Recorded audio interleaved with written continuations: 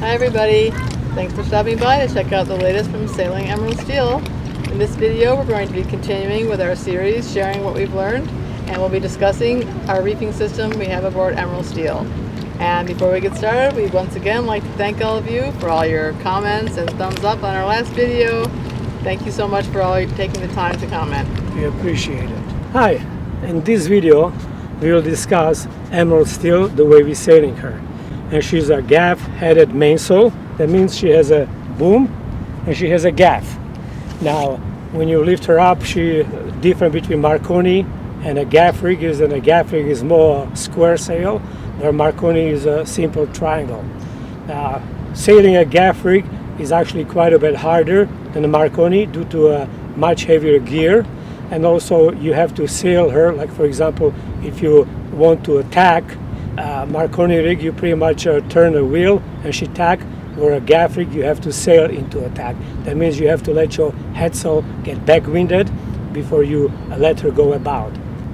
I will take a few minutes to describe a difference between different sailing rig, because when you talk to a lot of sailors, the truth is not many know actually what type of rigs exist, or what is different between one from another.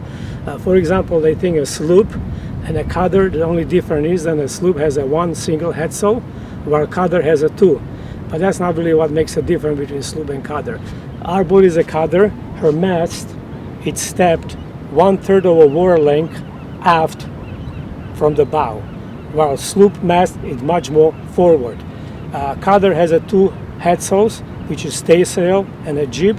Actually, she can have a third one, a flying jib, while a sloop also can have a staysail and a jib, and also can have a flying jib. So the difference between those two rigs is not so much the sail area as where the mast stands.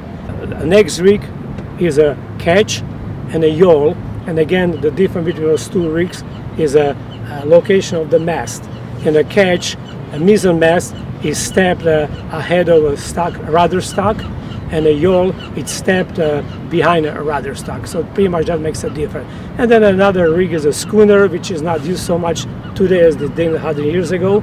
And a schooner different is than a main mast is step aft, and a mizzen mast is step forward. So that's pretty much, you have a standard rigs. There are other rigs, but this is the most common rigs.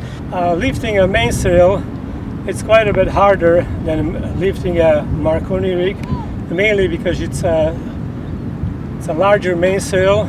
In our case, it's a 10 ounce, so it's heavy material. Plus the gaff is quite heavy, so it takes some work.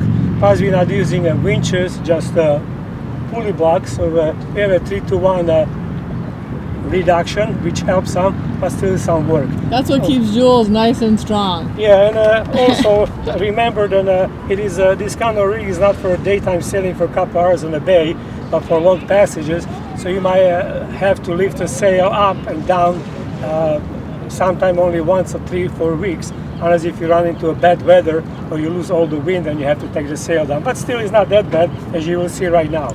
So I'm gonna have to kind of changing between a throat halyard and a peak halyard. So now I'm going to tip.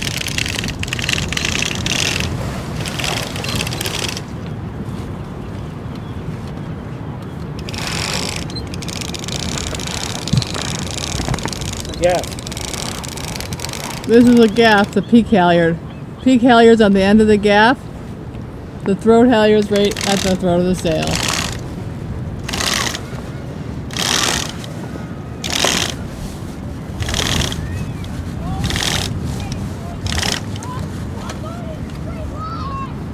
Looks like we have some reefs tied in the sail. Yes.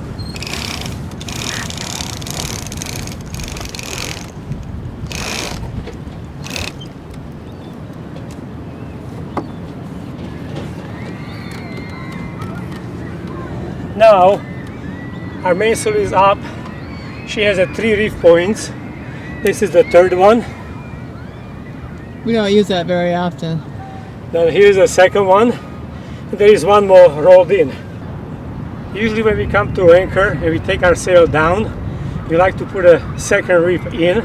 So in the case, because we're anchoring for sometimes several days, sometimes even a week or two, and we like to be prepared just in case the weather deteriorates and we have to sail out of anchor. We like to be prepared for stronger wind conditions, because we found out it's much easier to take a reef out than put it in once winds already blow pretty hard. So our sail is always prepared when we lift it up for a stronger breeze. Here I'm taking a reef points out. Now remember, if you're out in the ocean and you got to do that, always make sure you have a harness on you and you're tied to a boat. Right. Because when you're standing on it like this here and any wave comes, there's no way you can hold balance, because once you get thrown, you will be in the water before you know, and it's not exactly a good thing to do.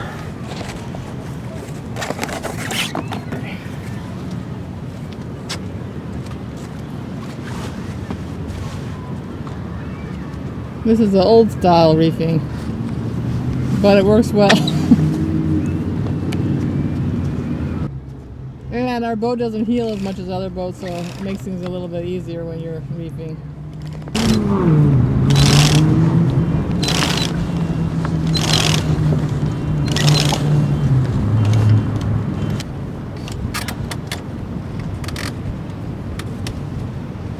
Modern boats, sail gets rolled into the boom or sometimes to the mast. For those guys who have that kind of system, what I'm going to be talking about right now doesn't apply. And if your gear should strip or something happen inside the boom or a mast, you have a trouble. So nothing is 100%. Now, talking about reefing, in our boat, what we made it, which we believe is very good system, is the reef line goes from both sides of the boom. So in other words, your line goes into a kringle and goes to the other side. I have a cheek bag on the both sides, and the both sides go into the winch. What is good about it is two things. Number one, when the wind's coming the port side like it's right now, and the sail is blown into the starboard side, pull the reefing down from the port side. This way the sail doesn't blow on my face. I have a clear space to work, which is one thing. And the second thing is also, when out here, when you're pulling on the sail, because the sail is blowing away, it doesn't get pinched. Now, if you will be pulling from the other side, then it's very easy for that sail to get pinched, because the sail will be on this side here. So it's very important to have that system like this here. Now, next thing is, when I'm ready to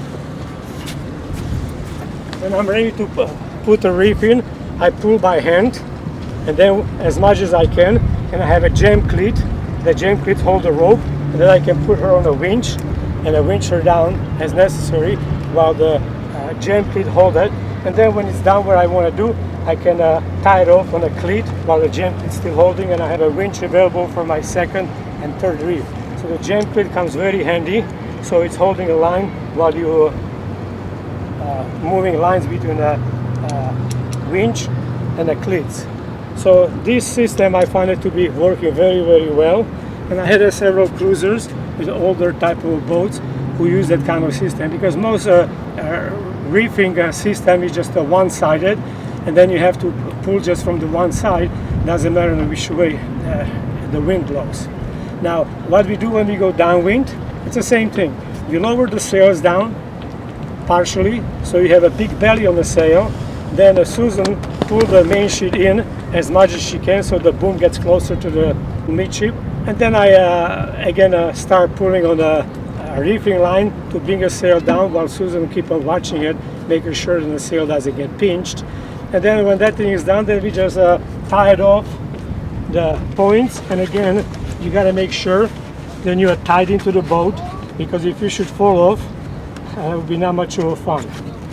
And then you just tie it nice, all points while you're sailing. Some sailors don't tie it, but in the bad weather, when a sail starts trashing, you don't want to have all these loose sails. Especially with our sail, as big as it is, we've noticed if it's raining really hard, it'll fill up with water. So pretty much that is the reefing system goes from both sides of the boom. This way you can always work from the windward side of the sail. So you see right now, the sail would be blowing on your face. It would be much harder to work than if you are on the windward side of the sail. Another important thing on a cruising boat is a chafing gear for protecting your sail. And a lot of you have asked us what these funny looking things in the rigging are.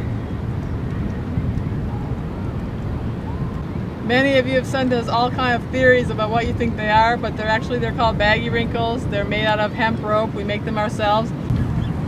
So when we're going downwind, our sail bags out and it actually hits the rigging, and that's why we put the baggy wrinkles up. And they protect the sail from chafing. We have to renew them every 4 or 5 years, and we also have a couple on our topping lift over here.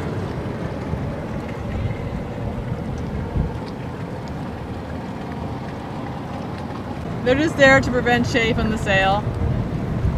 Now, so you don't think that a gaff rig is nothing but a bad and hardship. The truth is that we chose a gaff rig mainly because of a look, traditional look, but also truth is that while we was building it, we didn't have excess of money, and to put up a rig like our gaff rig, now there was a mast, boom, and so forth, it cost us a few $100s, as in a few thousands you would have to spend if you went for aluminum spars. Plus gaff rig, if you shoot your autopilot or your wind vane breakdown, it's also much easier to sail her with trimming the sails, so you would not be forced to sailing days after days by steering by hand. By hand. And there is also other reasons, like you can fix it much easier, the rig, and if you should be dismasted, you can always pick up a new mast, any island where they grow a tree. Except palm trees, I don't think that would work. Yeah. In the next video, we're going to be discussing how we handle our sails if the wind should go up to gale force or worse. Okay guys, so that's it for now. I hope you found the video helpful.